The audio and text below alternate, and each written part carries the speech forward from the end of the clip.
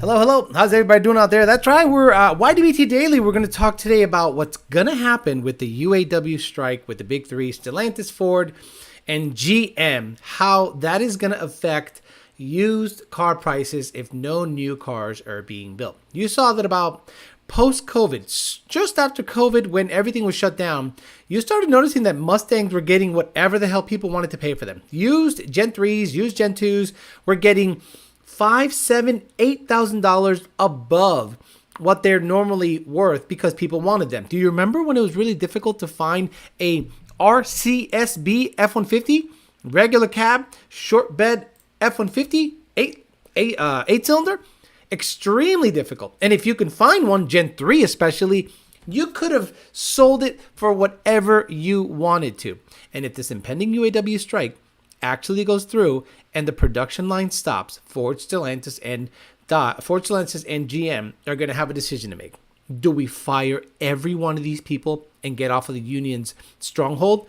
Or do we just kowtow, pay them an insane amount of money for doing minimal work, and then that cost ends up being trickled down to the customer paying for the ridiculous benefits that these UAW workers have? No matter how you cut it or how you slice it, you're going to pay more for a car. If the union doesn't get what they want, they go on strike, used vehicle prices go up. If the union gets what they want and you got to pay all these crazy wages and cut out 8 hours a week from their pay, you're still going to pay more money for that car. But before we do all that and talk all that shit, let's have Mr. Bill O'Reilly say hello. Okay. We'll do it live. Okay. We'll do it live. Fuck it. Do it live. I'll write it and we'll do it live. Fucking thing sucks. Absolutely. It does suck. UAW sucks, Ford sucks, Stellantis sucks, and GM sucks. Two Auto Solutions, Rami Zaidan, Two Auto Solution. Hey man, I want to have a 1,500 horsepower car be my daily driver. Make it happen, says every fucking Puerto Rican. Two Auto Solution. Race Motive, got a good little thing going on. Pocono, Raceway, and at MIR. Roll race shit, check him out. DNAHperformance.com. He'll beat the shit out of you. He'll beat the shit out of competitors' prices. He'll fuck you up. He'll tackle you and give you the best deals around. DNA Performance. PartsFarm.com. Get me that dash. Get me that dash so I can doodle dash and make her coochie leak. Kong Performance. KongPerformance.com. KongPerformance. Get Greg Kiyosin. He's hot. Has a boat. Bachelor. Get after it. UltimateHead.com. UltimateHead on Instagram.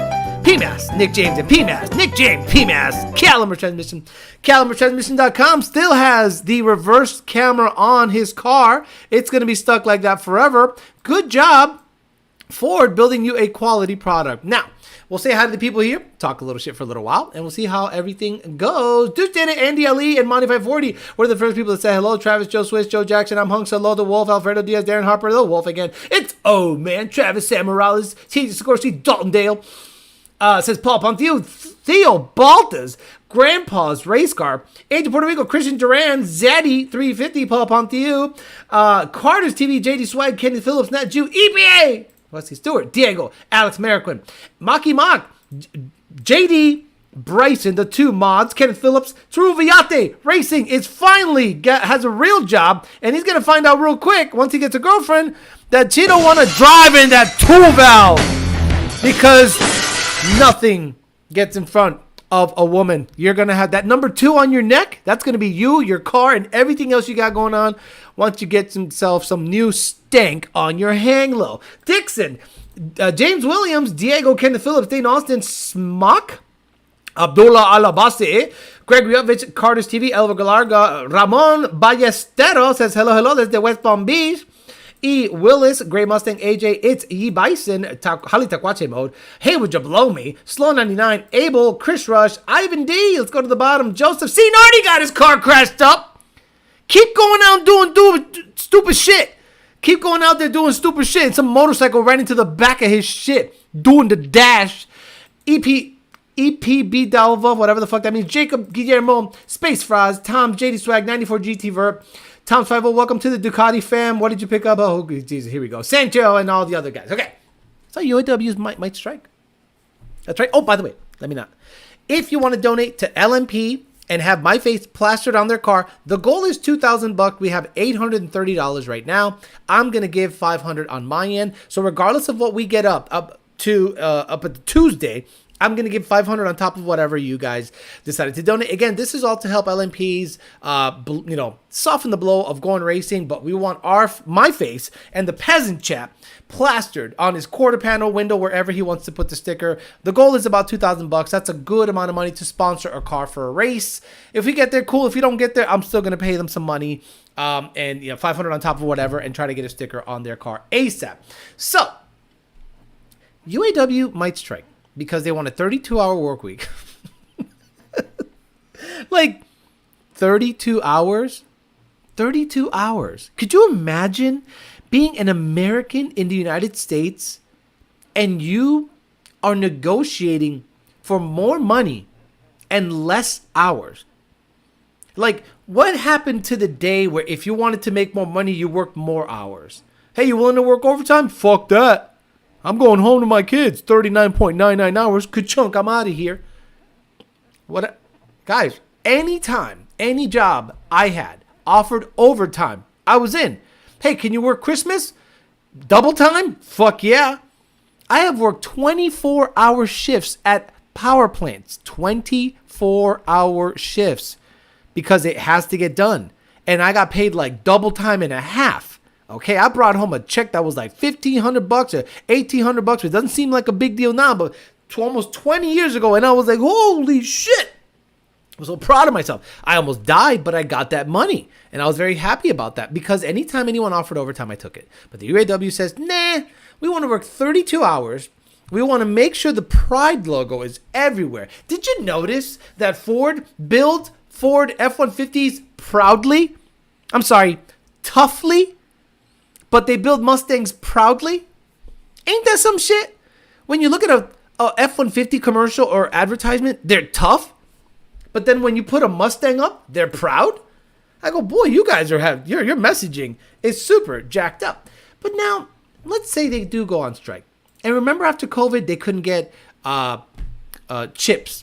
Right? The supply chain issues hit. And there were trucks and cars lined up at Bowling Green, some raceway somewhere, some mall, some overflow lot, and all of a sudden these trucks are sitting there just collecting dust because they were building them and just putting the chips in after the fact.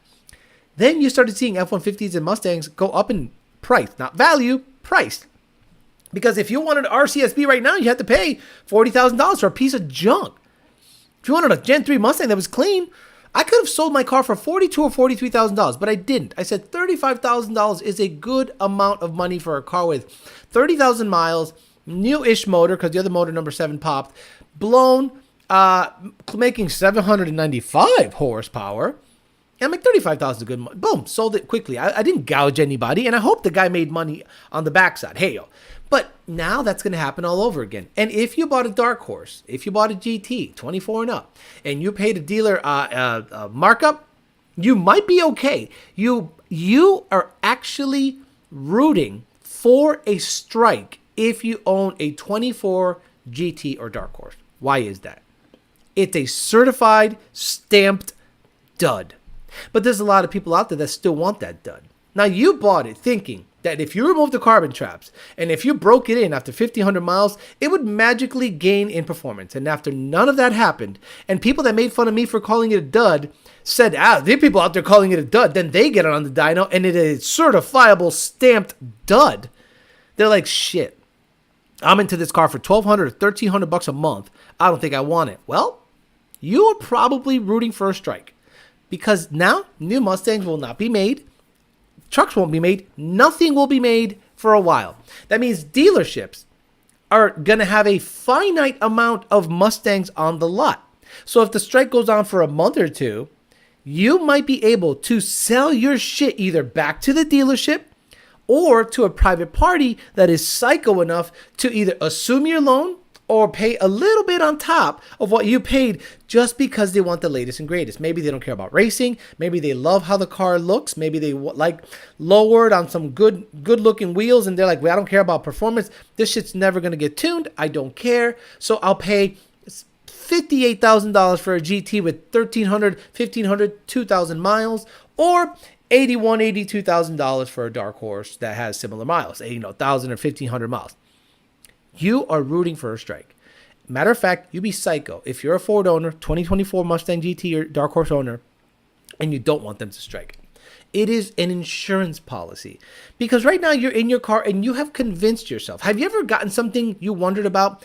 Everyone else says sucks, but you have convinced yourself it's good. Like a girlfriend. Like, let's say you get a girlfriend. I was like, bro, she ain't shit, bro. Bro, she ain't shit. She's cheating on you. She's doing dumb shit. No, I love her. She's great. She treats me so good. She sucked the bitch out really nice. Then one day you're like, she's not that good. But you're stuck with her. Now you have her out. Now the strike comes around and you have you have something people actually want. Believe it or not, because they're not making any more of them. You want the Mustangs to stop flowing out of the factory in order for you to get your car potentially sold or have an insurance policy in case you change your mind about this car. We'll talk about it. We're also going to talk about a rumor that popped up that the 360 camera on F-150s was only available for 90 days after the truck was purchased. And then after that, you would have to pay a premium, meaning a subscription service, to keep it going in certain models. And I think that's going to happen. The only reason Ford probably walked that back is because people complained. Subscription-based services where the hardware already exists is going to become a thing. BMW is doing it. Mercedes is doing it. You want heated seats? That's going to be $10 a month. No different than Sirius Satellite Radio or Sirius XM. You have Sirius XM in your car. You like it for the 90 days. All of a sudden, 90 days is up. Do you still want it? Sure. Pay more. Half of you don't pay. Yeah, fuck that. It wasn't that good. I go under a bridge or under a tunnel. Signal goes out. It's spotty and it's not super clear. And let's be honest, what are you going to listen to there? Football? Some, DJ Envy somewhere? Some shit-ass show that you don't care about? You have streaming services. You have Amazon Music. You have all these other services that are better, no commercials, and it just works. But heated seats, cool seats, 360 camera, things that have existing hardware, they're going to go to the subscription model. Why? They're going to absolutely gouge you for every penny you can get, that they can get from you. Because they're like, why should we give these people lifetime heated seats? I'm blown away by that. That means the car's communicating with Ford or the manufacturer nonstop. And you are paying a subscription service. So, in my opinion, it would be really wise if people started to find a way to hack the body control module. If you can hack the body control module, that to me is worth way more in modern days than engine tuning. Engine tuning is great, and I think we're going to live a long life with current and previous models, enough to make money. The pie is big for at least 5 more years. And after that, shit might go downhill. But the new stuff that's subscription-based, you can unlock Sirius XM forever. You can unlock the seats if they become subscription-based, the heated seats, the cooled seats, the 360 camera. They're going to go to the subscription model. Just you wait. Manufacturers don't think that car is yours. You can buy. It's all BMW backtrack. Good. Nobody would pay for it, so they canceled it. Good for you. Thank you, Coca-Cola, Mr. Sinaloa cartel himself. That's the reason I think you guys need to stop buying this new GT and saying it's awesome when everyone knows it's not. Like, everyone knows it's not. It will force Ford to say, shit, we can't come incorrect in 2025. Right now, as we speak, they're pumping out 24 GTs and Dark Horses. So they have the opportunity to make the 24 GT and Dark Horse go the route of the 2010 GT. They have set a precedent. In 2010, they changed the body style to the S197, 10 to 14 GT, the one we all know and love. In my opinion, the better looking one of the modern Coyote cars. Besides the 350R. The 350R is just beautiful. So, in 10, let's say you had a 3-valve, a 09 3-valve. You're like, holy shit, I'm going to trade in for a 10. And it has a 3-valve. Not only did it have a 3-valve, it had a 3-valve, weird, mid-year it would flash, but not really. It was like it was miscommunicating with everything. It was like in the middle. It was like a guy that wanted to become a girl, chopped his dick off, but kept the balls. You know what I mean? The 2010 GT is like a pre-op transsexual. You got tits, yep, but you still got a dick, yeah. I don't know how I feel about that. I mean, you look like a chick with the tits, right? But you have junk down there, absolutely. Well, that was a 2010 GT. It looked great. The tits, the new headlights, the new rear, the new no, there was no 5.0 badge. The new interior, you're like, oh, this looking good. Then you open the hood, there's the cock and balls. There. Well, this thing must have a new power plant. Womp, womp, womp. There it is. Your cock and balls, the 3-valve. So, if you guys complain enough, you can make Ford force the issue with the 2025 GT and Dark Horse. And they can say, we've learned our lessons. We are sorry. We apologize that we sold this to you as a Billy Badass Target Y named car that runs a 1250 or 1230. We owe you better. We owe the Mustang fans better. We are sorry. Here's 50 more horsepower. Oh, by the way, we cut the weight down another 100 pounds. Oh, by the way, computer is flashable. Who would hate that? I don't know anybody that would hate. This is what they would hear. Wait, you gave us 50 more horsepower? Yep. You brought the weight down a lot? Yup. And you made it tunable? Yup. Winner. Not for me, for you. And the 24 GT and Dark Horse will be a blip on the radar, just like the 2010 pre-op trans Mustang was. Looked great, had a set of tits, but it still had cock and balls when you opened the hood with the 3-valve. What do you think? Do you think Ford, if you complain enough and really hurt sales on 24 GT and Dark Horse, do you think they'll correct the course and fix the GT and Dark Horse? Or will they say, we got the Cobra coming, we got a couple of other shits coming, we're not going to do shit, you're gonna eat shit and love it. And finally, the biggest issue you're going to have when this Mustang becomes tunable is you're going to have to take the computer out, ship it somewhere, and wait a week or two for them to bench flash it so that it's tunable. Bet me. Just like the 21 and up F150. 21 and up F150 gave us a window into the future of what tuning is going to look like. Take the computer out. That's right, your brand new vehicle. Take the computer out. Ship it somewhere. Or flash it under the hood with the thing that looks like the flux capacitor. Doc Brown's flux capacitor. If you want to tune with SET, take this flux capacitor, hook it up to a 220-volt source, plug it in, and from then on, you can flash it through the OBD2 port. Or you take the computer out, ship it out to China, Russia, who knows? And all of a sudden, you get back a computer that is flashable. The Mustang is going to be the same way. And you guys are going to go, am I really going to do that? Why can't I just flash like 23 and under through the OBD2 port? You'll see. If you don't complain, if you don't really make waves, Ford's just going to give you the status quo, give you what they got going on, say, they're going to shove our dick up your ass, and you're going to love it, and you're going to jizz, and you're going to be like, yes, daddy, govern me harder. It's all good. What do you guys think? The UAW strike, you looking forward to that? I'm looking forward to it. Unless you are directly tied, your business is directly tied to what comes out of Detroit, I am looking forward to this strike. I know, I don't want chop. I want people to think I'm an FBO, but I don't know what he's talking about. If they did all that, it would still bring Stang mode on the stage and ruin it all. Screw it. Dark Horse just revived the 350.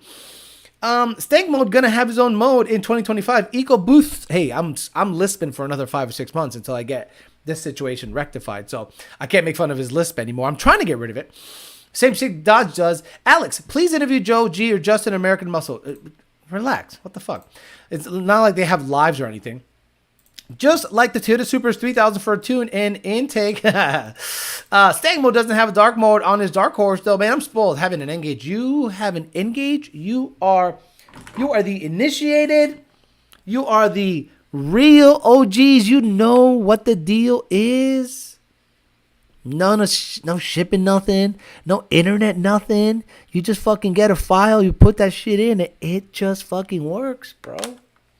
Stop. I doubt Ford will cut the weight down in horsepower. Along with that, allow the ECU to be flashed. I know, it's wishful thinking. They're too busy building eco gaves and shitty lightnings. 19 Camaro looks like it was so poorly received, they changed it the following year. Yes, that's a great point. Let's look at the 2019 Camaro. Great point. My audience is good. Camaro. The 2019 Camaro looked like a soft-ass bitch. And they changed, what was it, the front end? Was it the front end? So let me see. This is let me look at 2020 Camaro. Let me put them next to each other. Images. Let me see. They look exactly the same. They look exactly the same. Tell me what the differences are, because to me they look exactly the same. Dark mode in Dark Horse Mendoza.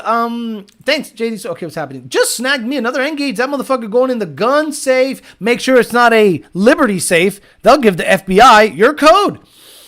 God, I love this chat. I never get to catch it because of work. Send me your computer. I'll unlock it. I'll hook you up. N-Gage for the win. I have 2. Puti, I have 4. 1 in the GT500. And I got 3 here, and I gave one to Jacob Long of Power by the Hour because the guy hooked me up many times. He needed one for a customer, and I said, brother, whatever you want. And I gave him one free of charge. I said, here you go, brother. It was unlocked. He actually sold that one to me. I gave it to him, and you know what he got me? He got me a free Optima red top battery. That's a real fucking G. That's how you do it. Do you know what I am saying? I am not looking forward to it. I'm in the market for a Gen 2 or Gen 3, and when they stop producing the 24, used prices are gonna go up. Yesterday's price is not today's price. I got rid of the sound clip, and I thought I had it, and I hit it trying to stunt, and it didn't work.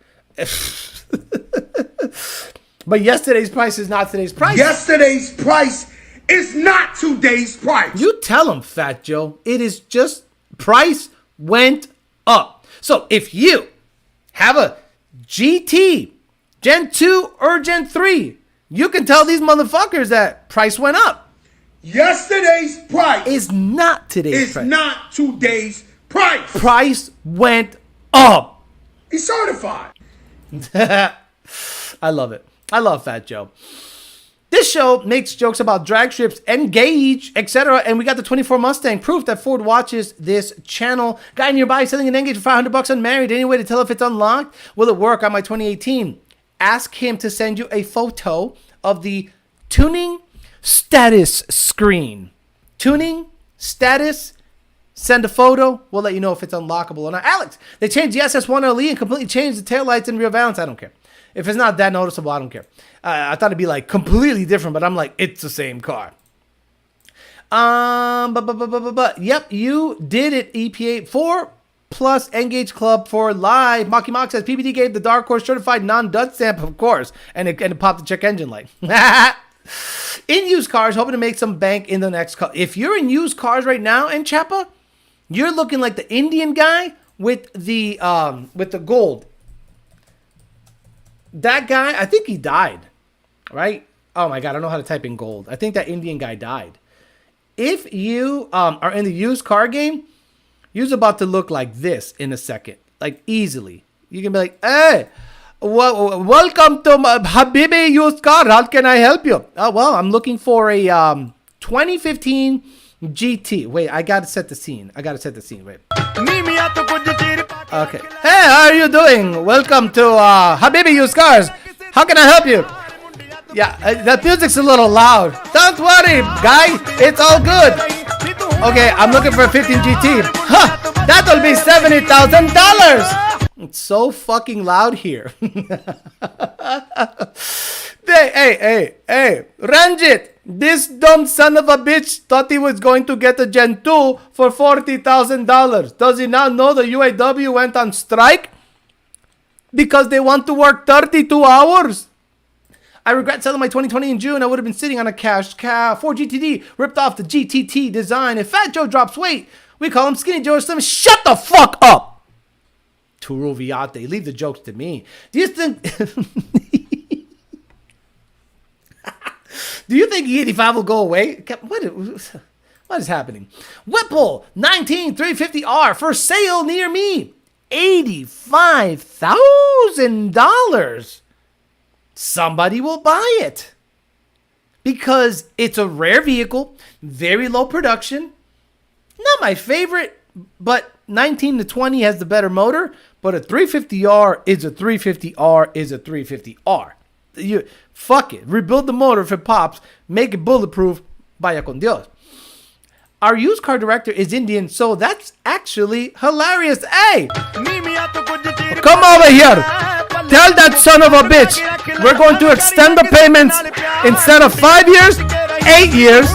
Keep the interest rate the same and tell him it's less money of a payment and that's good for him. Wait, you want me to tell him that? Hey, look, this is what you need to do. Ask him how many dollars can he pay a month. Don't worry about the final price, interest rate, nothing. Tell him how much can you afford to pay. How much do you want to pay? Those games these fucking guys play.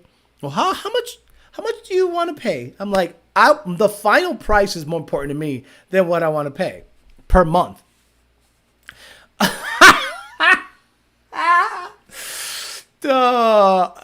Bandinder, come over here. Bandinder. Yes. This stupid son of a bitch paid for the ceramic coating. Spray Maguire's wax all over the car. Tell him it's ceramic coat. You dumb son of a bitch paid $1,200 for Maguire's spray. You stupid dumbass. Welcome to the Habib's used car only, held on the rev limiter for its whole life. Oh my goodness. Could you imagine? That sounds good. The ceramic coating does sound good. Hey, go ahead and give this guy the stupid ceramic coating. Go get a bottle of Maguire's. Go to Arizona or Oregon and get a bottle, the red bottle of the Maguire's quick detailer. Tell them it's ceramic coating.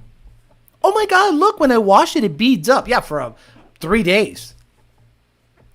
Ceramic coated in 10 minutes.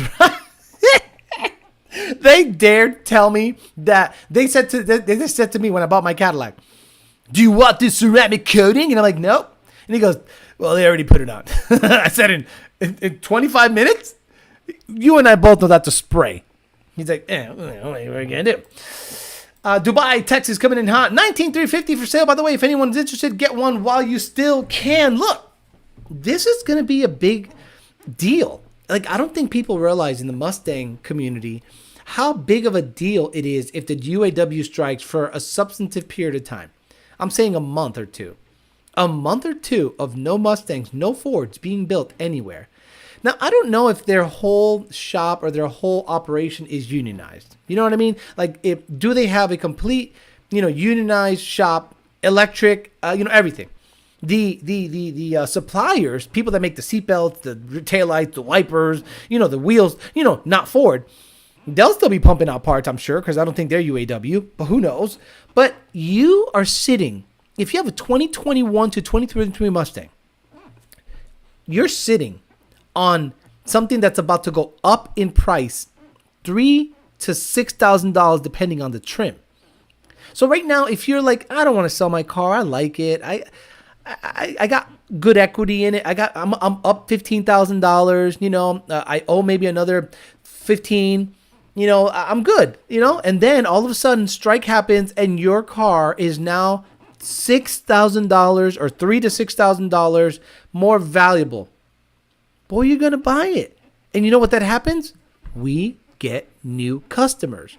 Every model year, a new Mustang comes out. They trade it in. Now, people that were like, hey, I'm not a big fan of the 24s. I like the 23 and under. Let me buy one. Bam, we get that same car gets tuned again and again and again. There have been cars like a 2011 Mustang, when new, tuned 2 or 3 times. They traded it in for a 15. The new customer picks it up, drives it for a little bit until he can afford a 15. Puts it on the lot, then that... Guys, it is every generation is like that. And we have tuned cars 6 or 7 times because they went through owners that much. And the N-Gauge or SCT at the time went with the car. So don't you know that when I type in certain serial numbers on the ticket system, I see 5 owners? I go, whoa, this thing's been around. Low and Slow says they're more likely UAW as well as, I can only speak on behalf of the Jeep side of things, not for sure though. Scab Labor built Mustang GTs might make 444 after break-in. Nobody's buying cars right now anyway, so they'll be doing the manufacturers a favor by striking. You're not wrong. Soon 350s will skyrocket in price. Me too, I believe that. They'll be 90,000, maybe 100 as years go on. Sucks because I'd love one, me too, but I think it's going to be slightly out of reach. Unless I sell my GT500 like tomorrow and... get into a 350 ASAP, but I don't think I would do that. I honestly, I'm getting into older stuff, to be honest with you. JD Swag, why haven't you corrected Alex's Habibi is like Middle Eastern? Same fucking shit. Same shit. Fuck out of here. Now y'all want me to make a distinction between you motherfuckers? My buddy just got a new Accord. They tried to charge him $5.99 for nitrogen-filled tires. At my dealership, the parts had to cut off parts ordered by 12 today because the strike, no OEM parts, I guess. Oh, I never even thought about that. People like Power by the Hour, or no, Power by the Hour is going to be in a good spot. Power by the Hour is going to be in a good spot because they deal with parts, not meaning engines, crate engines, and like swap kits that they control. So if you want a Coyote-powered Mustang or a swap deal or a crate engine, you might not be able to buy it from Ford themselves, but someone like PBH who has the buying power and stocked up on stuff, they might be sitting on some gold, bro. Oof, unreal. Mustang Scab Horse Edition. That's pretty funny. I could have saved a lot of money and time if my ex had a Carfax for that bussy. Right now, we currently build 450 to 550 Wrangler per 10-hour shift. That's pretty goddamn good. Part farm as well if you need OEM parts off of newer cars. Right. So, I'm liking it. This is why. A lot of people have gotten away with doing stupid shit and not get called on it. And if you're on purpose going to hurt business because you want more money and less hours paid, basically, you're trying to pocket watch the billionaires and millionaires of the company, saying, well, they got money. Well, guess what? There's one of them, and there's 8,000 of you. Well, that's the thing. He's doing well. Oh, I'm sorry. I'm never going to pocket watch a billionaire. It's like me telling John Lund Sr., well, what the fuck? You got a lot of money. You got a GT500 and a badass, you got a plane. You got a big building. You got a big, beautiful house. How about I get some of that? I do. I'm employed by him, and I get paid very well for what I do.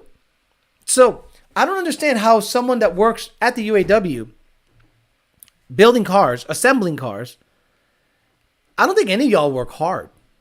Like, I'm saying, legitimately bust your ass. Like, tell me a job. Anybody on the chat that is near Detroit, tell me a job. What is the hardest job a UAW auto worker at Ford, Stellantis, or GM does? Like, what is the hardest job they got going on? What's the most difficult, back-breaking job they got? And I'll tell you how much it's worth an hour. Cuddy Austin, save that. Gen 2 RS3 until Jack Roush dies. It'll be worth its weight in gold. Wow. Absolutely. If you have the last year of the Gen 2, the 2017 Roush RS3, silver Alcantara seats, silver wheels, variable exhaust, 2.3, phase 2, stage 3, under 10,000 miles. You are sitting on gold Because once Mr. Jack Roush passes, and we don't want that, but the last time I met him, he was barely talking. That car is going to go all the way up in value, like my bitch up. Can't wait to see that Crash 24 GT on the parts farm. PBH says here. Publicly traded company? No. All the Foxes just went up $5,000. Parts Farm is the hookup. Place is great. Parts Farm, look, again, guys, they're not only a sponsor, they're the place to get weird shit you can't find anywhere else. I'd pocket watch billionaires if they were asking for donations like Oprah from Maui, right? Hello, says Justin Michael. Taking late, how much money was raised for LMR? How dare you, late model performance. As of now, it's $800 and something. Let me check in. I'd like to get it to 2,000 total with my 500, but we'll see. It was 812 when I started the show, and it's still 812. Oh, you gotta love it. My favorite argument is when people bitch about rich people getting tax write-offs without knowing what that means, right? Too many entitled union workers to be most. They changed the bumper. What is the hardest job at the UAW? Clocking in is the hardest. Punch the time clock. Agreed. The janitor. Stand there. Mowing the lawn around the plant. Driving to work. That's funny. Pretending to be busy is the hardest job. Trying to make the dark horse make power. Oh, very good, Monty 540. Stand up, says Rivera. So someone said Jim Farley's boyfriend gets to work on time. Yeah, I sold my 10-speed for that. Got it for $45,000. That's 10,000 miles. Got this car for the long haul. Hardest job, no idea. I just can speak on what I've seen. Since work for a supplier, and that's mounting engine into the chassis for the Wrangler because she never lines up, so they're having to push. Bro, stop it. Pushing a little bit? The dude out in the parking lot with the fire extinguisher trying to put out the F-150 Lightnings and shove engines into places. Panel fitment got to be the hardest job. Placing glass is the hardest for sure. Hardest job for Ford is figuring out how to get in there with the gay community. I'm sure the rental car industry is going to be pissed if Ford can't deliver all their EcoBoost Mustangs because of the strike. You know, whoever Only Rears is, he's got a very good insight into the industry. The dude who puts the gay stickers on the cars has the hardest job, clearly because they're never straight. Off topic. How much mechanical experience do I need to install a Whipple or Pro Charger? I say I'm a beginner. Intermediate. You need to understand that you can't just ugga-dugga stuff. Go watch my ESS install video. A gentleman posted a comment on it recently and said, boy, this was actually a pretty damn good tutorial on how to install an ESS supercharger kit on a Mustang, and I didn't intend it to be that, but it ended up being that. I showed how to install the bracket, where to cut. I fucked up on the cutting once, but then, you know, the tuning and stuff, that's on me, but the install was on me, and, you know, someone said this was actually a very, very well detailed video. I think you need to have, like, intermediate knowledge, because, for example, if you have to remove the bumper on a Gen 3, right, you got to drop the fender liner, or maybe go into the engine bay and get those two bolts that hold the bumper up, right? That requires a 1/4-inch drive, a 10mm deep socket, and, you know, patience ratcheting that sucker off. So if you're a beginner, that alone can take you an hour. And I'm not saying that to be silly, but if you've never done it or have never experienced certain types of fasteners, certain types of holders, certain types of anything, you're going to get frustrated, and you got to have a good sized toolbox. You got to have 1/4-inch drives, swivel sockets, ratchet wrenches, deep 1/4-inch sockets, and shallow 1/4-inch sockets, 12-point, 6-point. You got to have everything. So it's not just so much the work. It's the tools you need to do the job. Painting the rainbows on everything. The hardest job is the robots putting the parts on welding on the cars. Funds set for LMP. Thank you very much. If you guys are sending stuff, man, I appreciate you. David Barker, if that's you, thank you very much. You just sent a good chunk of change to LMP. It's up to $851 right now. So the last people that donated: David Barker, Jesus Mendoza, Rich Wozniak, Diego, Tristan, Devin Lewis, Miguel Vasquez, Luis Nieves, Jose Madrigal, Coyote Mafia gave $50. Francois gave $50. Christopher Fody gave a bunch of times. Adam Presser, Jared Jones, Dustin Engler, Foxhole Gaming, Joshua Oldham, Justin Arnold, Everett Hinman, Del Green, Francois, again, Fawn Stith, Ford Moore, and a bunch of other people that I mentioned yesterday. Thank you so much. Again, if we can get it up to close to 2,000 or 1,500 and my 500 makes it 2,000, that'd be so cool. So that's what I'm going to try to promote up until next Tuesday. Hardest job is sitting on the drift stick for comfort testing. Long Slow says it's pushing and shoving the engine trans into place, but a lot of the jobs are easy. I came from job running heavy equipment, so a lot of these heavy jobs as well. Gotcha. I've got my trans out and Ben Callum are working on it. So you have an informative video I can watch on doing the crank relearn properly? Type in crank relearn Lund Racing. Just please go to YouTube and type in crank relearn. There's like 80 videos on that. 23 screws just for the underguard, all in an effort to streamline production and cut costs. Not sure how that is. What's your opinion on GT500 supercharged swapping to Coyote engine? I think it's stupid because it's a 2650. So the OEM GT500 2020 and up 2650 blower is fine, but it's not better than the E-Force. It's not better than the Odin. It's not better than a Whipple. It's probably cheaper. You understand? It's probably cheaper. It needs to get ported to make any decent power. If you want to do it just to see a snake on the lid, cool. But it's a 2650 front feed, just like an Edelbrock, just like a Odin or a Loki. I don't know if there's a Thanos, a Scarlet Witch, or Black Widow, but you know the Odin and the Loki are front feed 2650s, just like the GT500 2650. There's nothing special about that blower. It's just OEM. I was rewatching the ESS video a couple days ago, planning on getting the ESS kit whenever I get my Gen 2 or Gen 3. ESS is easier than a Vortec, by far. I had a buddy helping me out. We did the whole install in 8 to 10 hours. Very good. Justin Michael says, you know my last name. Lundtoon 2015 with a Whipple T56. Any issues with codes when switching from 373s to 410? No, because typically Clyde 115, you should have an OSS converter in that car. From, I think it's with a B. I forget the name. What's the name of that OSS converter? Shit. I gotta look it up. OSS converter.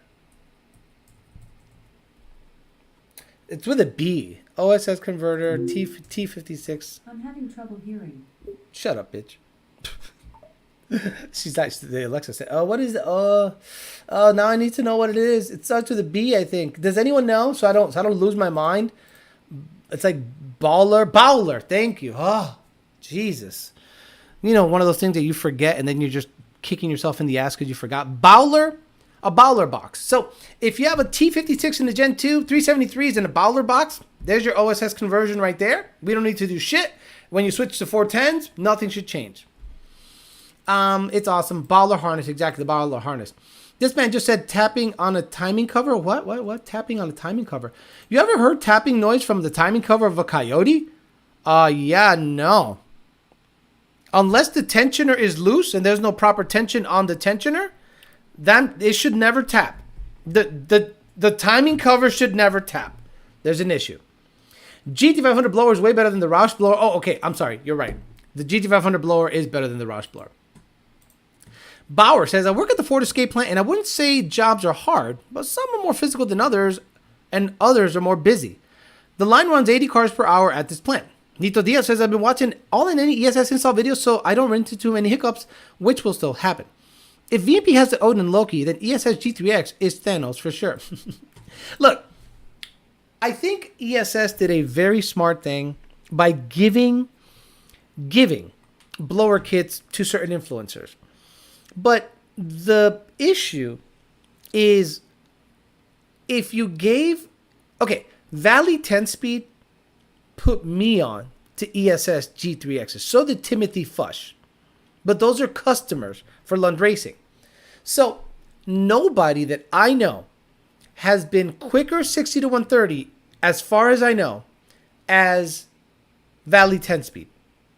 ESS G3X, cams, shifting at 8200, between like a 460 or 450, 60 to 130. Full weight car, California special, 315, stock trans, stock everything. So ESS, in my opinion, should work closely with him and almost urge him to drag race the car, because Carlos Vergara is, I think his last name is Vergara, Valley 10-speed. If he is the first ESS car to go 8s, then that is Whipple, that is E-Force, right there with everyone else. On a kit that a lot of people say is a wish kit for blowers. maybe you say that because you think Vortec looks more robust. I'm going to be honest with you. I've had the Vortec V3. I've had the ESS G3X. It is night and day difference in weight, build quality, and installation. Not because I hated some guy that I had beef with. No, the Vortec has always been an issue. So the G3X, making 800 horsepower or so with a 110 millimeter pulley and Sunoco 260 GT, I'm like, this bitch is bad. But we need someone to configure their vehicle to go 8s. And Carlos Vergara's there. He just needs to 60-foot the car. But I think ESS kind of left them behind. Like, you need constant support.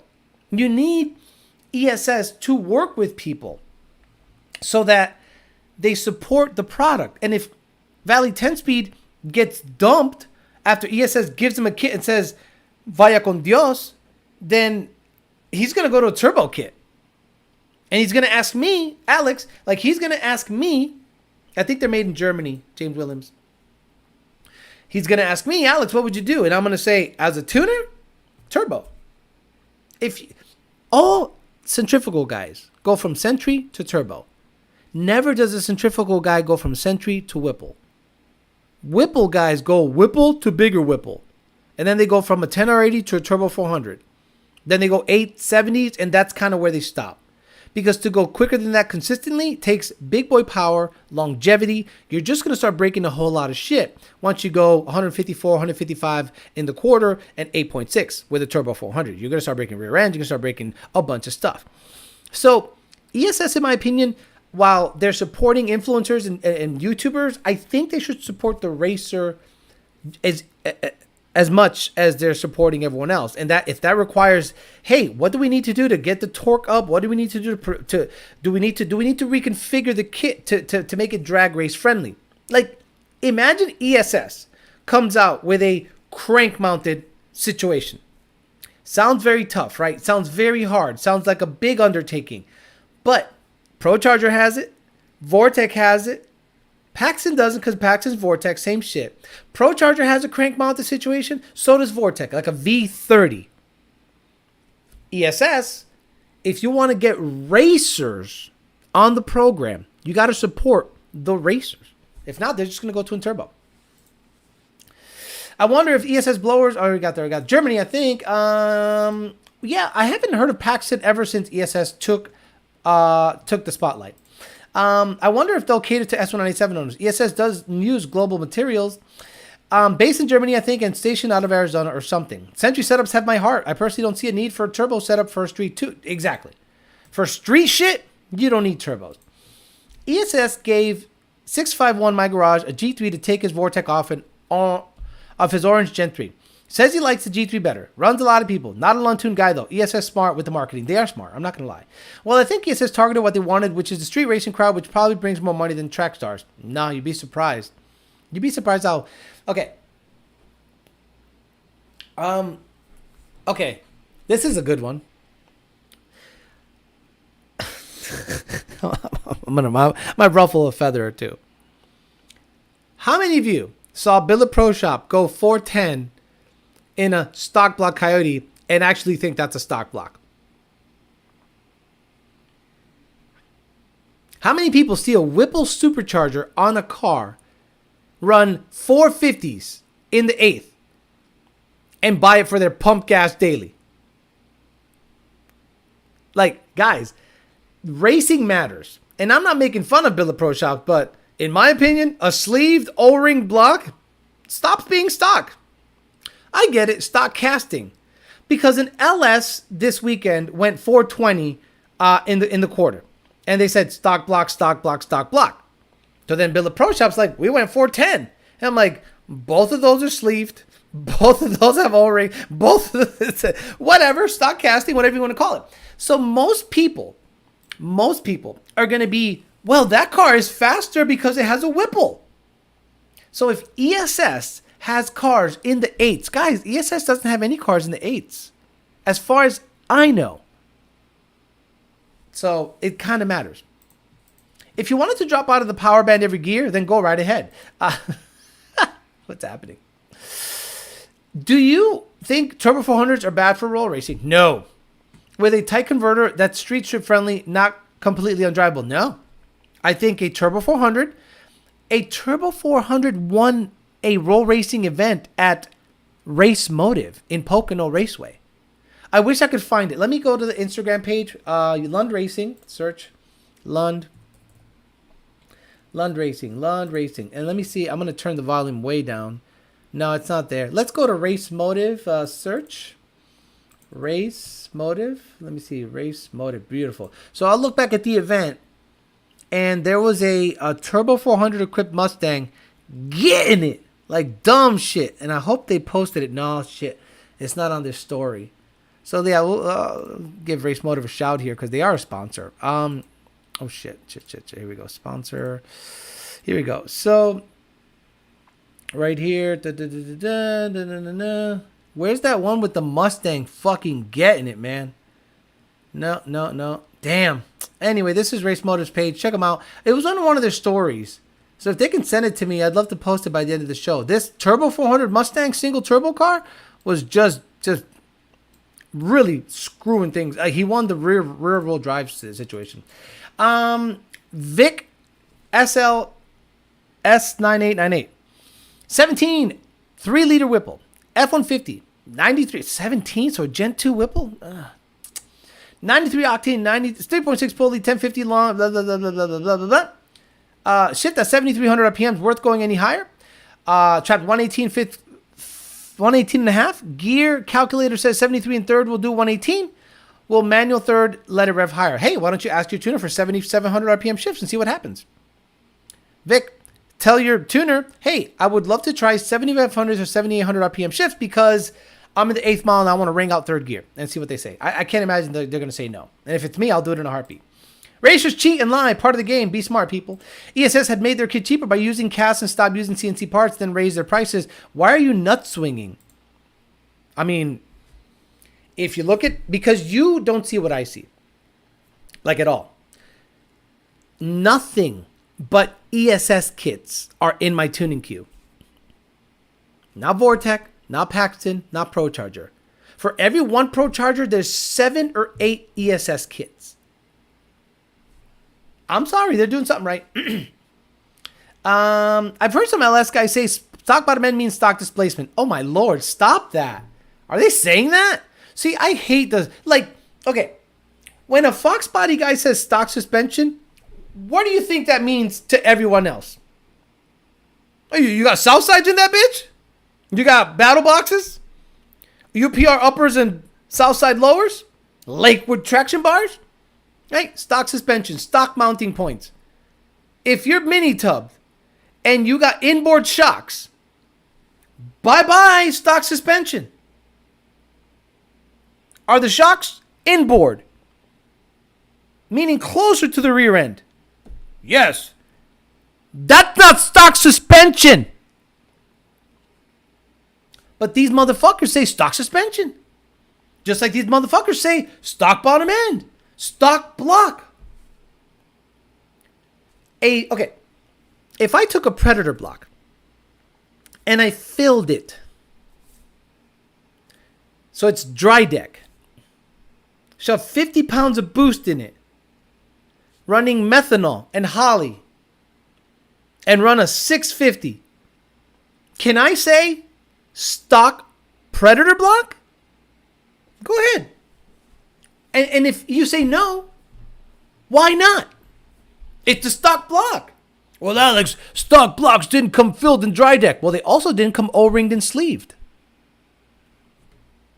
Stock block is stock block. LS, Coyote, Predator, whatever.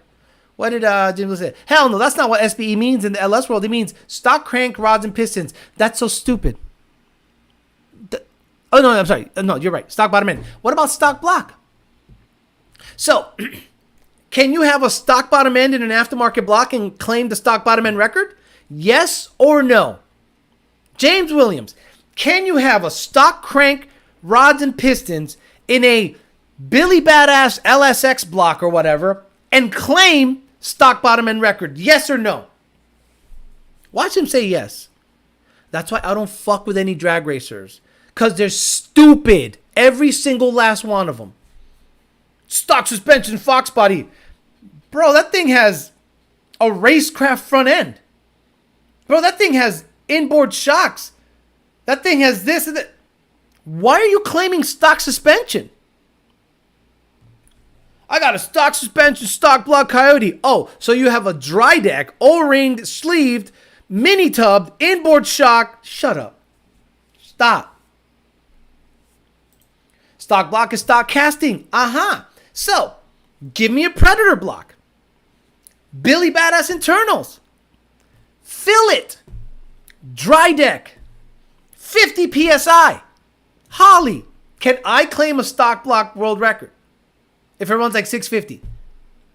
Or 390 in the 8th. Which is ridiculous. No, I don't think Lund's going to go to FL2K. At least, I'm not. I've been telling the less guys their SB records became irrelevant the day long block went for 7s in the original chassis. They don't like that. Stock bottom end would be inside of a stock block, not an LSX block. Someone says I wouldn't put stock crank and rods and pistons in aftermarket block. SBE includes the block also. At least that's what it's supposed to mean. Everyone's trying to claim SBE records, don't know what to believe. You can spec your converter lock up at a certain speed, but yes, a tighter converter will generally drive... This guy's way out of left field. Stock motor is different than factory sealed motor, yes. I heard ESS reducing quality and increasing price, but that's probably due to higher demand. They played the advertising game right, exactly. Stock motor means untouched. The whole idea that it's a regular Joe can mimic the setup easily, open the motor up in any way is not stock bottom end. And you know what used to happen back in the day? Teardowns. And tell me if that still happens nowadays. Do teardowns still? Oh, $899. We're almost at $900, guys. Come on. So, there used to be a thing where you, like in NMRA, if it's like factory stock or certain classes, you can like make the motherfucker tear it down to verify the parts that are in there if he's running a good number. Like if all of a sudden everyone in factory stock, they have to weigh a certain amount, they have to have a certain amount of mods or limited mods, and everyone, let's say, is running 980. 980. Then some guy busts off a 950. He should get torn down. Wait, we got to test your fuel. We got to check your weight. You are 4/10 quicker than everyone else. I apologize. Your ass is getting torn down. Found some Race Star bead locks by. Found some Race Star bead locks from a Hellcat to match the fronts. I know I'm poor, but I've already liked them because you'll never see these wheels in the wild or at the meet. But there's a reason. They're gay. But look, if you like them, do it up. Look, they're going to steal them just like they're going to steal your Hellcat. The Hellcat Charger and Challenger is 60 times more likely to get stolen than any other vehicle. Even the 4.8 that Hot Rod Magazine tested started the hype train behind the motor of an increased ring gap. Right, increased ring gap, not stock. Sorry. Stock bottom end is stock bottom end is stock bottom end. If you remove the rods, open up the tolerances, bearings, open up tolerances in the bearings, make modifications to the oiling, open up the ring gap and put it back in and claim a stock bottom end record, put the clown makeup on, please. Put the clown makeup on. It's not stock. Oh, it's different. It's rings. Stock is stock is stock. Anyone else waiting for the 15th to donate? I appreciate that. Y'all should hear the LT guys explain stock bottom end. They still do teardowns in section races, but in grudges, they try to price you out of it. Don't forget to like the show. Yes, guys, we have 319 people watching, only 162 likes. Fuck's wrong with you? For the longest time, stock bottom end record was held by literal pro stock truck chassis. Hey, Alex, when running a hop switch on a fuel system, does the constant one need to have a voltage booster or not? No. If it's okay, so there's a weird thing that's happening with fuel systems. A lot of you guys are buying a fuel system and cheaping out on the pumps. You're saying, well, I'm going to buy a fuel system. Well, I'm not going to pay for 285 pumps. Or 295 pumps. I'm going to pay for the 274s and that'll be fine. So you guys do the weirdest fucking math I've ever heard of ever. They put two 274s on an 1100 horsepower combo, and then the third pump, which is a 285, on a hop switch. And I go, why don't you just use 3 285s and run 2 hot and almost never have to rely on the third. Oh, well, it was an extra $50 a pump. You're racing and you're sweating $50? Sorry, $100? I get plenty of people who want to build a forged bottom end to make 500 horsepower. Retarded. Turbo Trailblazer SS in my driveway right now. Put down 837. SBE. Rings gap though. Okay, so it's not stock bottom end. Right? Right, James Williams? James Williams, we need you to come to the light. Your Trailblazer SS does not have a stock bottom end. Right? Please type on the chat. Does your Trailblazer SS have a stock bottom end if the rings are gapped for boost? You can never go to a meet and say SBE. Mach Wan, thank you very much. Smock Wan gave me $20. Ricky says 1750 rear gear change in my car and other mods. I have code PO630 VIN not programmed. My tuner Lunt said he doesn't know why it's happening. Forum said you've helped with this in the past. Gear change being the cause. Guidance. Is it an N gauge? Do you have an N gauge or do you have like an RTD? I'm waiting until next Friday to get to donate Peasant Life. All good. Your fuel is your engine's lifeline. LMP, not LMR. Let's get those likes up. I've worked at Ford for 5 years. They don't understand this logic. Wait a minute. Evan B. Who doesn't understand the logic? Ford or the customer? Because I'm blown away that where customer goes, I want 2 274s and 1 285. I go, well, why don't you get 3 285s? Makes no sense. Thoughts on Boosted Lucky's Hellcat? Fast. He seems like he's a smart guy. Seems humble. Talks a little shit, but that comes with the territory. I don't agree with his take on muscle car. So the Mustang can be bought for $35,000. Whipple fuel system, and you got most Hellcats covered. Twin turbo fuel system, and you got pretty much everybody covered. The starting price for a Hellcat is $70,000 or something like that.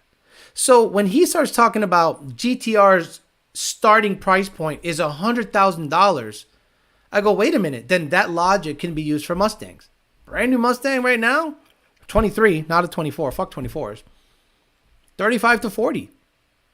Aldo kit, fuel system, boost, fuel, axle and drive shaft. You are still well under the starting price point of a Hellcat. So you can't look at a GTR and say, well, that's a supercar. And it's only $25,000 more starting than your Hellcat, or 30. When a Mustang at $35,000 or $40,000 and another 20 or 25 in, it will destroy built Hellcats. So I like listening to the dude. I just think he needs to listen to his own words and apply that logic to cars that are V8 American cars currently available, aka Mustang. Technically, it's not stock. Unfortunately, it'll break the ring lands and piston crowns. Well, guess what? That's the game we play, SBE. If you're claiming stock bottom end record and you gapped your rings, you should be disqualified. Oh, the ring gaps are too tight and it fucks up the crowns and breaks the piston. So at what power does it do that? 750? That's what it takes. Oh, that doesn't make any sense, Alex.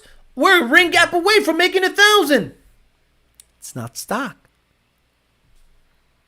Boosted Lucky's, it's cap as fuck. His car makes more than what he claims. I don't care what he claims. It probably makes 1,100 or 1,200. Only change the tune for cruise control to work with the new gearing. Not needed. Honestly, putting a cam in an LS makes it no longer SPE. Elaborate on the topic. Coyote engines are blessed per piston rings. That's Gen 1 numbers, right? SPE with tweaked ring gaps is like claiming natural while you're on TRT therapy from a doctor. Can't believe this is even a discussion. Stock bottom end should be simply mean how it came from the factory, untouched. SPE is why they have sealed motor classes. Customers. Evan B says customers. Yeah.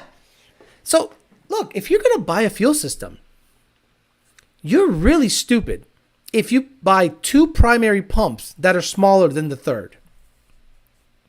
It makes no sense. Now, I know Ford Innovations doesn't like 2 pumps running constant, but I'm sorry.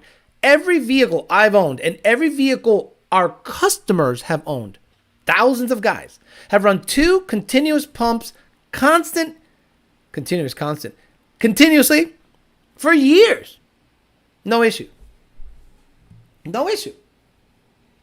All right, like the Subarus. Cap, shaking my head. Exactly, Alfredo. Boosted Lucky made 1,400. There you go. And that's what you need to make. That's what you need to make to push a 4,000 plus pound car around. Look, I'm going to take my car to the dyno with a 2650. And then later with the 4-liter Whipple. It's got 12-to-1 compression. So my goal is to be at 1,100 with the TVS. That's my goal. 1,100 with the TVS, 2.6 liter. That should be enough to get me into the 8s. And I'm not looking to rag the car out. But sure as hell, I'm going to put that Whipple on it and see what it do at like 25, 26 PSI. What's the reason for running 2 primaries smaller than the third? Their pocketbook, their wallet. There is no other. $952. There is no other reason. They're cheap. We're up to $952 for LMP. Thank you very much. The Mustang that race boosted said it was stock motor, but it had head studs. Would you agree or specify that it's not a factory sealed anymore? No, it's not factory sealed. Obviously not. If it's got head studs. If it's got head studs, it's not factory. It's a modified motor. Look, I tell people a Gen 2 can go 8s with $50,000. But never did I say that'd be a bone stock motor. It'll be a stock rotating assembly and a stock block.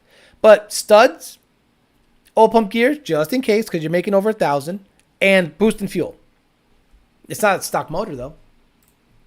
Stock bottom end has regap rings and ARP rod bolts, exactly. I'd rather run both pumps versus taking a chance on a failed hop switch relay, deciding to take a shit when you need it. Correct. Thank you very much, James Williams. When you tell people run one main pump and the other 2 on a hop switch, but the car has the capability of making 1,100, what if the hop switch has an inherent delay, and in that delay, you burn your shit up? Or what if the hop switch does not work? What if the hop switch says, nah, we're not working today? That one 285 is going to try to power 1,100 horsepower of 9.85 stoic fuel through the bitch. Run 2 constant. Run enough constant to be able to cover your power level. And the third is just in case. My GT500 runs 2 constant, third on a 5 PSI Hobbs. Boosted Lucky got his Hellcat for $62,000. Okay, so $30,000, $28,000 more expensive than a GT. And you could put 20 into a GT and destroy the Hellcat. Like, not beat, destroy. Mendoza, I consider not sealed, but still stock bottom end. Stop it. Sealed class, you can't touch the valve covers. Yeah, they have special fasteners on sealed Coyote classes that you physically cannot even remove anything. There's special little tabs and shit on top of the motor that does not allow you to do anything to the motor, aka sealed. And that's the kind of running joke about sealed motors. Boy, I got a lot of messages. They love watching these streams. Tanky says, love watching these streams. I don't say anything, though, because I'll get shafted for talking about EcoBoost Mustang. No, you're good. Boost had probably rebuilt his shit several times now. Dude only racing people with less power. Picks races he knows when. Why are you guys hating on Boosted Lucky? And since when does he have to race people you want him to race? Like, people would say that about me. How come you don't race nobody? Because everyone's a fucking homo out there. Everyone's a homo. No, I don't need to prove anything to anyone. I'm racing me. I'm my own competition. You know, I've had cars that have run a number. I built several cars myself, and I'm happy that I've done it, but I don't need to prove myself against anybody else. Okay, I can build an 8-second car. Cool. Now I'm going to see if I can build an 8-second stick-shift car. Cool. If I did, cool. Got that little feather on my cap. Do I care that I can't beat everyone in Miami? Do I care that I can't beat everyone in Tampa? I don't give a fuck about anyone in Miami and Tampa. I don't give a fuck about any of them. They're not racing my race. Let Boosted Lucky run whoever the fuck he wants. If you don't like it, stop watching the dude. Unsubscribe from him. Why are you pocket watching that motherfucker? Why are you watching him every second he moves? Unfollow him if you don't like how he races people. It's weird. And he just bought a $13,000 billet diff. Jesus. And that's why Coyote stock is so entertaining. Sealed 2J1 drag week before. Boosted is waiting till the car's ready. It's not 100% yet. No car's 100% ever. When's the car ever 100%? I don't get it. He only runs races he thinks he can win. Well, excuse me for being confident in my car. Be dope to see boosted stock sealed class and see how retarded they get with running at low oil like the NA guys. Yeah, look, a lot of people are trying to prop up this Factory X thing, experimental. Boy, that's pro stock to me, man. It looks like pro stock to me. I go, everyone's like, oh my God, did you see Factory Experimental? And I'm like, pro stock? Oh, no, it's not pro stock. I'm like, you're telling me those cars don't look like pro stock cars? Not at all. Leave me alone.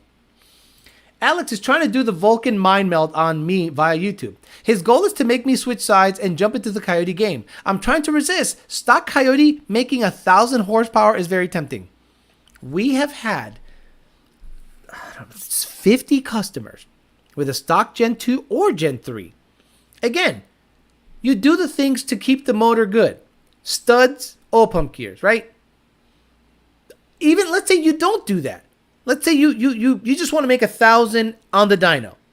You don't got to do shit. Jake's truck, Jake's Gen 3 F150, 20 pounds of boost, made 1,000 horsepower, no oil pump gears, no nothing, completely stock motor. The red little truck he's got, and look at my video, 1,000 horsepower, 20 pounds of boost. What's Factory X? It's Factory Experimental. But Alex, Floyd Mayweather only picks fights he knows he can win. That's called negotiating. Like, do you think grudge guys pick races they can't win? You think a grudge guy shows up to a grudge night at some extreme park somewhere and goes, damn, that guy's got a billet, dry deck, 88 pounds of boost. He's running a 390 unconfirmed, and I got a 480 car. I definitely want to race him straight up, heads up for $10,000. Said nobody. So what do? You hustle. Nah, my shit's hurt, man. You make a test pass on like half the boost you'd normally run. And man, everyone in the lane, bro, they're digging in their pockets. Shit, that shit is slow as fuck. I'm ready to fucking gap that fool. And then when you race them, when the money's on the line, you beat them by 80 school buses. Nobody races people they know they'll lose to, or at least they don't look forward to racing people they know they'll lose to. It's not confidence if you say you make 1,000 but are really making 12 to 1,300. No, it's hustling. Nikki Levering, RTD device on that VIN code issue. Ah, interesting. Forum said Alex and Lund helped. How the hell did I help with a VIN number? I should automatically assume that means you just hoping to get the engine light going. Do this. Send your tuner that you're talking to an email tomorrow about this chat. I'll give him a heads up. I'll say, hey, if there's a VIN corrupted bullshit, then, we'll see what we can do. Yeah, cry and wanting to hit and a car. I get that. Hey, Alex, thought about you saying the S650 should have an EcoBoost and might be able to be done as a new SVO or with the Barra. Stop it with the Barra. The Barra does not have it's not going to meet emission standards here. It's an old motor that is dirty. So the reason I said EcoBoost, and a lot of people made fun of me on the last video that I uploaded, is this. Emissions and miles per gallon. The manual Mustang has a gas guzzler tax. I repeat, gentlemen, a regular GT manual with a 355 year end has a gas guzzler tax of $1,000. The 10R80 doesn't. So it's already in the red for fuel mileage stuff. So now we're playing that game. So the EcoBoost will get better fuel mileage because it's turbo. It's more efficient, makes great torque, pushes the car around easier. And it makes 450 horse, 510 torque. So sips fuel, makes power. Why isn't it in the Mustang? I don't know. I can't with them. Nothing on the Hellcat cars are worth modifying and racing. If you're heavy as fuck to begin with, start with a light car. Exactly. I would never start with a Hellcat to race. You start with the lightest chassis possible. An S197 or a Fox. I'm pro-union, and in a union, however, I read the automakers offered 20% pay increase. GM giving them 10% in the first year. I think that sounds fair. They'll strike. Actually, they'll strike. I'm getting my first Mustang S650 tune. Do you have any recommendations for simple mods, or do the whole tune BS figured it out? Cayman Duncan, don't buy it. That's my advice. You want to mod your car, you get a 23 and under. No one knows shit about the S650 yet. The Barra was never EPA certified. Y'all need to stop. Exactly. I was thinking just to ditch the whole hop switch system and just run them constantly. Not 3 of them. You can run 2 constant, not 3 of them constant. That'll be a problem. What's crazy is Jake's truck made 1,000 horsepower with stock exhaust manifolds, stock valve springs. Unreal. I paid a gas guzzler tax on my S650, says Cars and Drums. I had to pay it last year, says Hatch. The EPA has mandatory mile per gallon ratings based on the shadow size of the vehicle. This is why Mustang got bigger after S197. The 1314 GT500 did not have a gas guzzler tax. Why? 266 first gear, 331 final gear, and a 1-to-4 shift. A 3.5 Raptor with 35-inch tires, big-ass rear end, gets 1 mile per gallon city more than the Mustang GT. After having my Hellcat, I'll never go back NA. Having torque is amazing. Too bad the bar doesn't meet the standards because the inline 6 engines can be badass. Remember the 4300 from back in the day? J Push, can you stop? Because the Barra needs work to make over 800 wheel. So why is it badass when a Turbo 6 can make up to 800 wheel, and then after that it just fucking eats itself? When a Coyote can make 1,000. A la Jake. A 525 wall ball pump is good for 650 turbo horsepower Gen 2 Loki 90 Fox. No, it's not. Don't believe this guy. If you're going to... Okay. Pump gas. Dense fuel.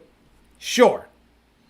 But we're talking E85 stuff here. We're talking big boy shit here. UAW will strike and end up settling for less than the first offer. Did you ever do the Gen 3 manual boosted video? No. Because it's the same as Gen 2, but then I started thinking, the 18 and 19 have a different transmission with the sensor, and then people go, yeah, I might have to make a video. But the problem is this, guys. The video is done in one take. And this retainer that I have this whole thing.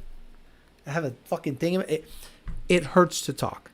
And I'm going to look like a retard. I'll try it. I'll try set up the camera, and I'll try to make a manual Gen 3 boosted video because a lot of you guys are talking about it, and I just haven't gotten around to it. So I'll try to make one by the end of the weekend, okay? You fucking happy now?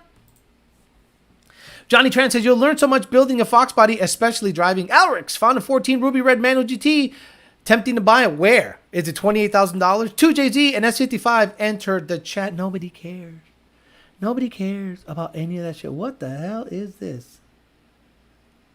Okay, I gotta answer this. There we go. I have to answer something. Sorry, I have to pay attention to it because you guys send me a message in the middle of the holy shit, I got a bazillion messages.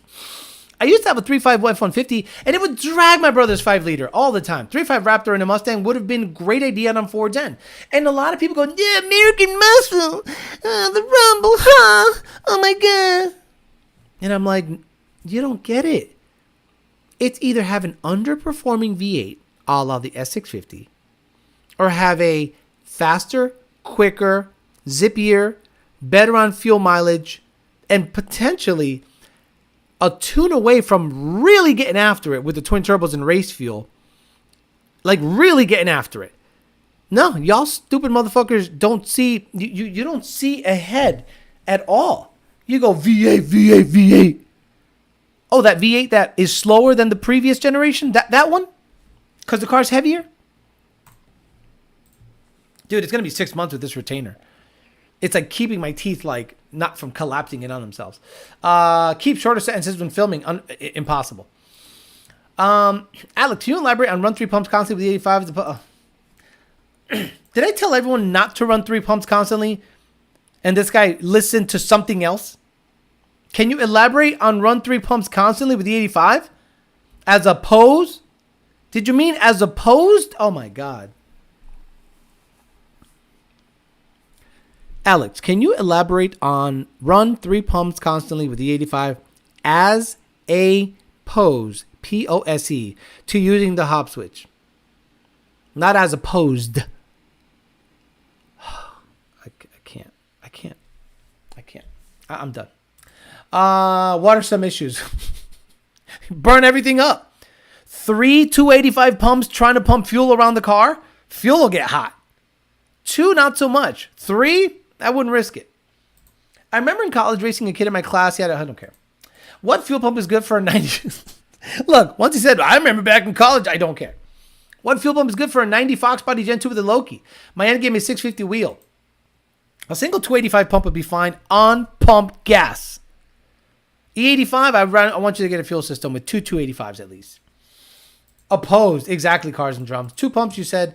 Alex, did you see the Palm Beach Dyno Dark Horse Dyno? They said Ford was right about the 500 horsepower at the crank. 420? No. Look, guys, understand this. I'm not denying that it makes 500 at the crank.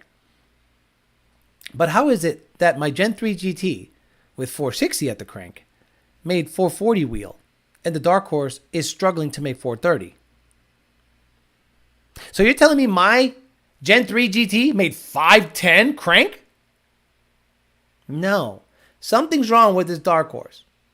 And it's a heavier vehicle than the previous generation. So if Ford only gave it a 20 horsepower bump but added 150 pounds, that does not compute. If Ford made a car that only needed downpipe T85 and a tune to make 700 horsepower, it would sell for sure. People are lazy. They don't want to do heavy mods. Modern car guys are racers. They want something that sounds good on IG, even if there's a more efficient option.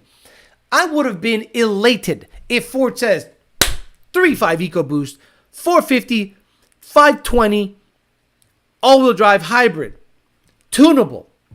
Oh, tunable? Downpipe, race gas, up 2 pounds of boost. You're a tune and downpipes away from a 50 to 60 horsepower bump.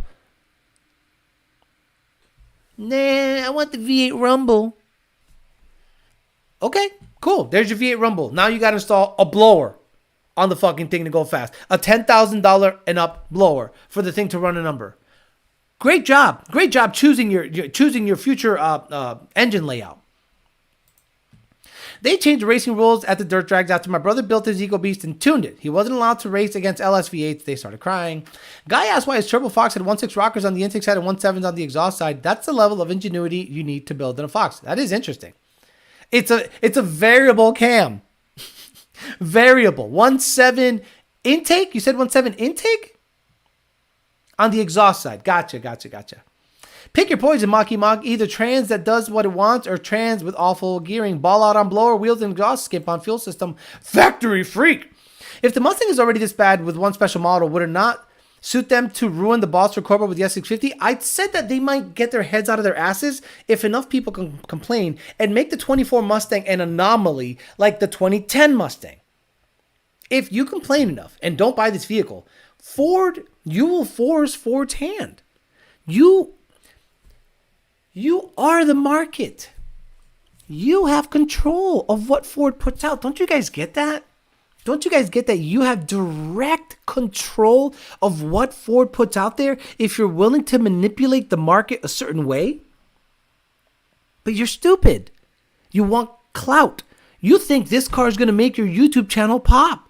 You think you're going to be the next Cletus. You think you're going to be the next, Adam LZ. You think RTR is going to give you a car.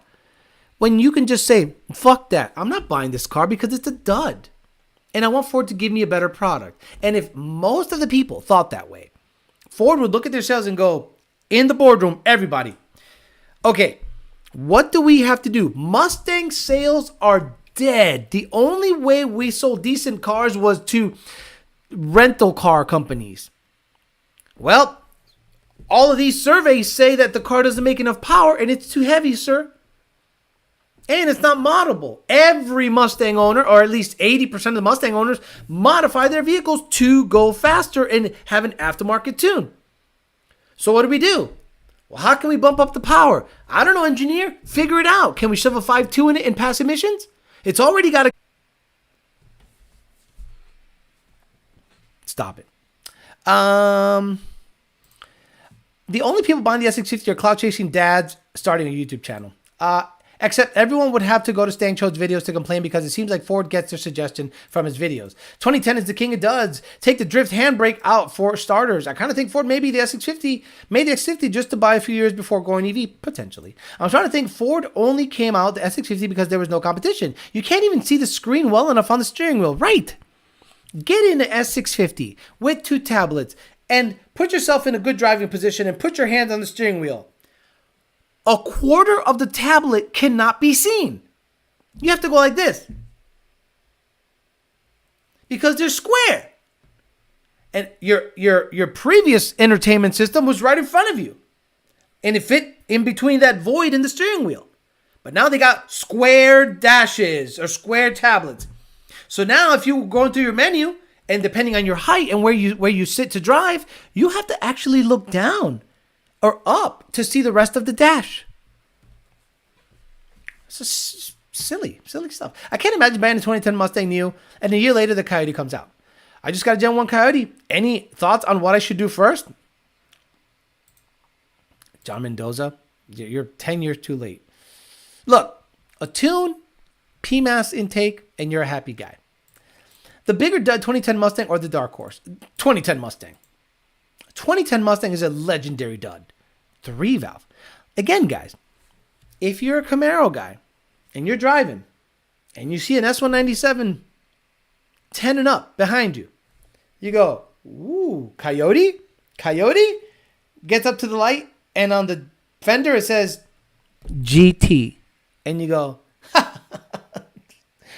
what, are you going to race me with your 305 horsepower, you fucking homo? Get out of here. Even the new F-150 redesign got worse and it's more bland and plain. Remember when Ford had to recall 99 Cobras after customer complaints? We talked about it on Tuesday. And Chapa, 2011 GT500 was also kicking the nuts for 2010 owners. Yes, bro. I forgot about that. If you bought a 2010 GT500, or like we like to call it, GUF 7, GUF7, that's the computer code, the tear tag. It had an iron block. And that's it. It had an iron block. And it had old architecture. Like, have you ever flashed a 2010 GT500? It sounds like it bricks after it's done flashing. Like, all the lights go crazy. And I'm like, did I just brick the computer? No, that completed a flash. Then 2011 comes out. Aluminum block. Immediately lighter. Zippier. And the performance pack version with 373s and the 297 first. Oof. Bitch was bad. And now you're stuck with your 2010 GT500 with an iron block. Headers, intake, Lund tune, exhaust. What makes a 2010 worse than an 05 to 09 3-valve? The fact that it looks like an 11 and up. And Chapa, 11 GT500 was also kicking. I got that. Joe Swish, it's lipstick on a pig. Good looks on 2011 Coyote, but a 3-valve. On your Gen 3 boosted auto video, you mentioned y'all had figured out some more tuning related 21-23 stuff. Is it worthwhile? No, you're fine. There's no reason to reach out on an NA car. I like how people think that we're just going to magically, like, oh no, we unlocked something. If you got a JLT E85 car, there is no sauce to be had. It is what it is. Oh, you got a 1200 horsepower car? You got a midnight build trans? You want to go low eights? We got you, son. That's the difference. Whoever worked at Ford in 2011, need to find them. Oh, I thought that was something worse than that. That's still pretty bad, though. Everyone loves it. Okay, I'm going to get out of here. 9:28. Time to get done. Okay, guys. So we have raised another $75 today for LMP. Again, it is LMP, Late Model Performance. I understand it's not easy to give. I just want to hopefully use you guys to crowdsource funding just to sponsor the car during World Cup. We'll slap my dumb sticker face on it that we put up for a vote on the community tab. We'll put Peasant Chat on the bottom. Alec Bledsoe seems to be game, so I want to just be able to help. That's all. And if you give what you can give, that's cool. We'll end this on Tuesday. So I'll give you guys, I'll remind you on Sunday and then on Tuesday, and then we'll end it. We'll see what we end with, and then I'll give the money to Alec Bledsoe. I'll get the stickers made. And then at World Cup, hopefully he'll be going round with our dumb face and our peasant chat being represented at World Cup. All right, guys, I'm out of here. Thank you very much for hanging out there with me. Sunday, 9:30 a.m., peasant chat. We'll talk some shit for a little bit. We'll see if the strike actually goes through. They're supposed to happen within a couple of days, and we'll see what the fallout is based on that. Have a great rest of your Thursday. I will see you guys on Sunday morning. See you guys later. Bye.